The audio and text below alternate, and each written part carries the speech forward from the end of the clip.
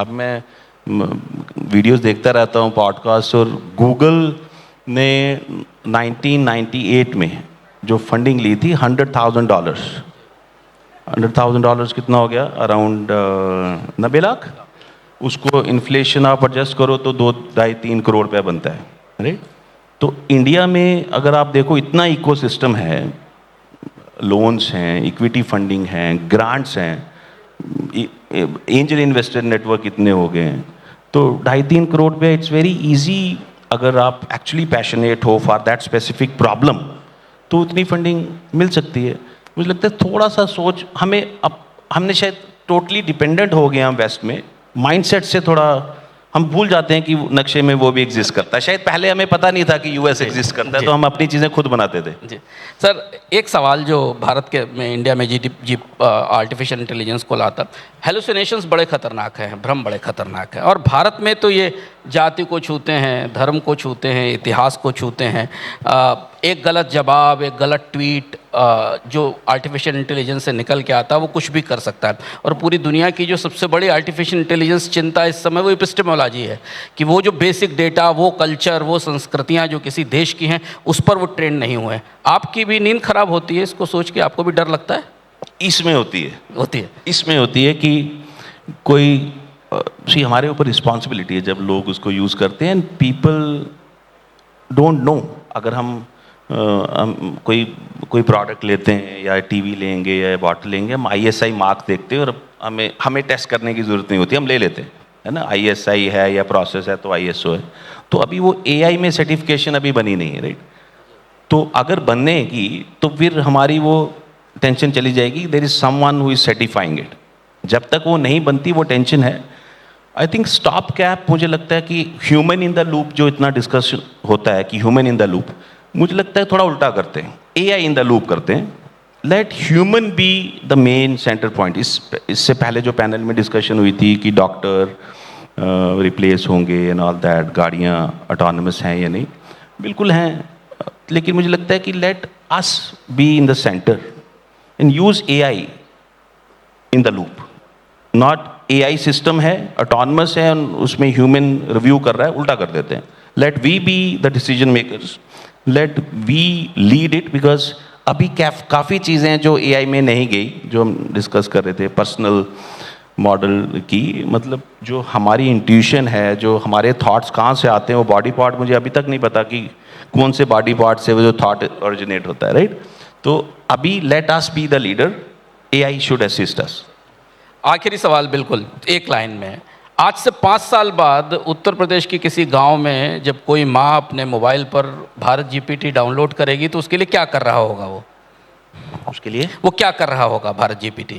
तो अभी भी कर रहा है। मुझे लगता है कि उत्तर प्रदेश के सारे जो केयर गिवर्स हैं या मेडिकल प्रैक्टिशनर्स हैं, वो हमारा एक प्रोडक्ट यूज़ करते हैं to guide children and parents की कौन सी वैक्सीन कब देनी है। उसका नाम अलग अलग होगा, ये हेलो वैक्सी के नाम से है। तो अलग अलग भारत GPT B2C नहीं है जैसे चैट GPT और जेमिनी है।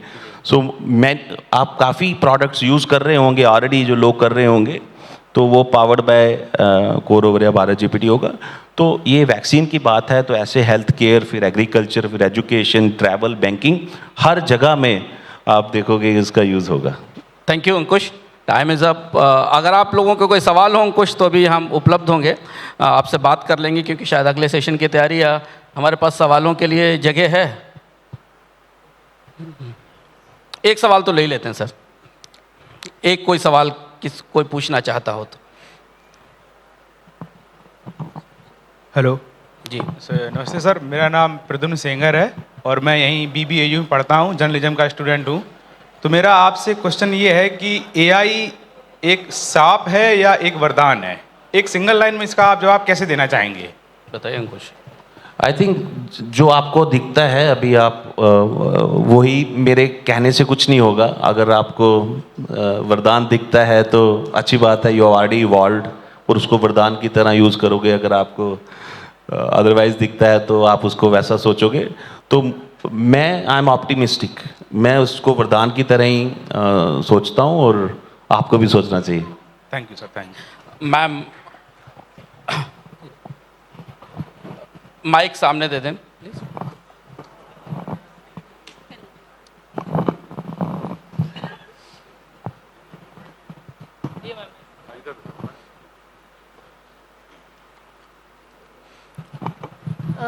Sir, Isha Manocha this side. Sir मेरा सवाल ये है कि अगर हम सब यही कहते हैं कि एआई को थोड़ा स्मार्टली यूज़ करना चाहिए, मेरा सर सवाल ये है कि वो डिफरेंस हम कैसे फाइंड आउट करें। जैसे फॉर एग्जांपल हम अभी इस चेयर पे बैठे हैं, एज ए ह्यूमन अगर यहाँ पर सोफ़ा की फैसिलिटी हो, 100% people present here will just for once will think कि इट वुड बी बेटर अगर हम वहाँ बैठ जाते। हमारा माइंडसेट ही ऐसा है कि अगर हमें कोई चीज़ इजीली मिल रही है हम उसे लेंगे, हम उसे यूज़ करेंगे। एआई में हमें अगर कोई भी चीज़ अभी इजीली अवेलेबल हो रही है हम उसे यूज़ करते हैं, उस समय मतलब हम बिट्स में यूज़ करना स्टार्ट करते हैं और वहाँ पे हम वो लाइन क्रॉस कर जाते हैं कि मतलब हम उसको गलत तरीके से लेने लग जाते हैं। तो वो लाइन हम कैसे और कब समझ सकते हैं? बड़ा अच्छा सवाल है। मुझे लगता है सबको ये सवाल रहता है। मुझे लगता है वैसा सोचना ही नहीं है। अगर कोई एआई की कोई एप्लीकेशन दे रहा है आप उसको इग्नोर कर दो। आपको अगर सोफ़ा चाहिए तो आप सोफ़ा लोगे, राइट? तो ये बड़ा इंपॉर्टेंट है कि आपको चाहिए क्या, आपका पर्पस क्या है, आपका गोल क्या है। आप जिस भी फील्ड में हो, जिस भी सेक्टर में हो, उसको कैसे बेटर करना है, उसकी अपॉर्चुनिटीज़ कैसे लेवरेज करनी है, उसके प्रॉब्लम्स को कैसे सॉल्व करना है, राइट?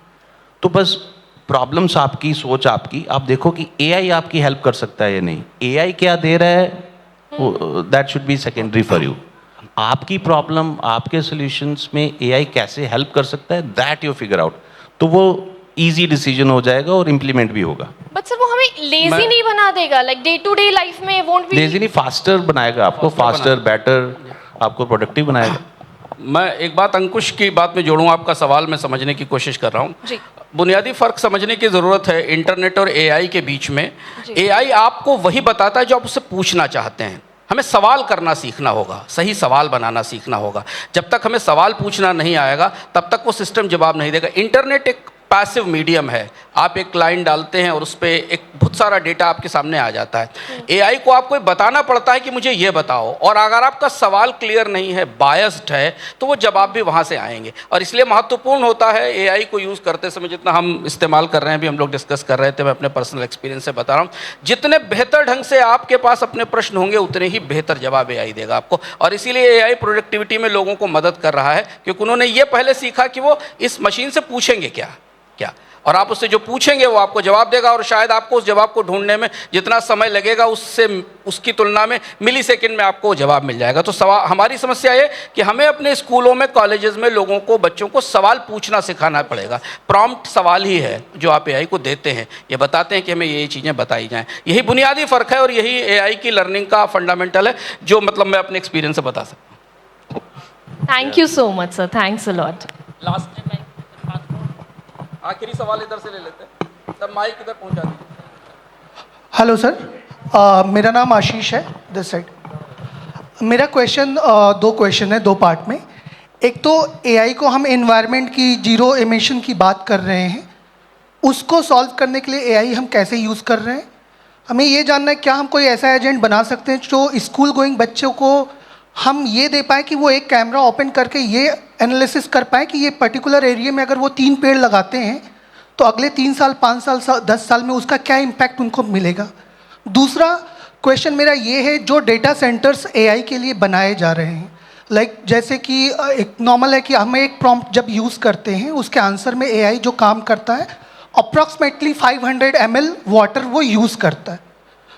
तो वो जो एक समस्या, उसका कहते हैं कि हर प्रोडक्ट का एक बाई प्रोडक्ट होता है, तो हम ऑप्शंस तो देख रहे हैं कि उसके बहुत सारे फ़ायदे हैं, लेकिन जो ये इतना बड़ा नुकसान है कि पानी का जो कंजम्पशन है डेटा सेंटर्स को चलाने के लिए, उसको कैसे एआई सॉल्व कर रहा है। क्या उसका कोई और अल्टरनेटिव हो सकता है? आप जवाब देंगे कि मैं दूँ? आप दे दो।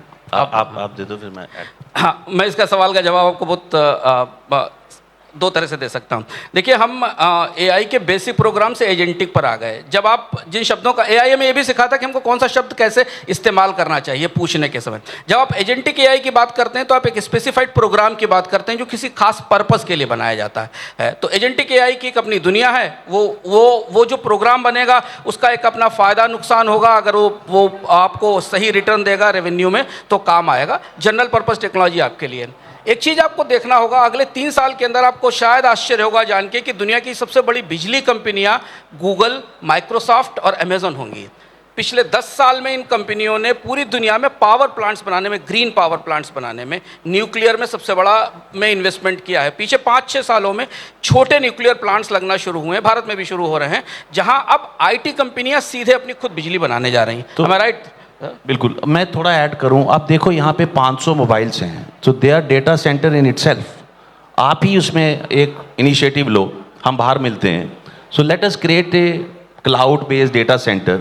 उस सारे मोबाइल्स हैं, उस मोबाइल में कंप्यूट भी है, सीपीयू भी है, स्टोरेज भी है, सब कुछ है।